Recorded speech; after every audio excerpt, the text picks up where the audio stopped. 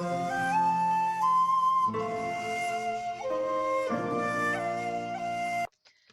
everyone, Vanessa here from AngelRose Designs here on YouTube. And today I'm here with a project share. I was asked to make something representing Thanksgiving. And I took a Dollar Tree canvas.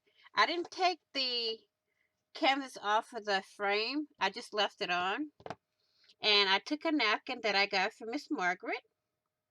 And then I took stickles, wire, bling, as you can see, and some fibers from Miss Jacqueline, and some little roses from some vintage lace that I've had, and then some bling. This bling here is sticker bling, which I just hot glued on, and I went with the stickles and just kind of glittered up, glamified the turkey a little bit, and the pumpkins.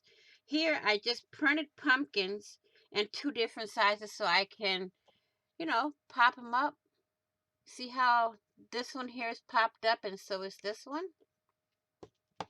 And I just took some beading wire here and wrapped it around a paintbrush to get my little swirls here, and just stickled over here on this pumpkin.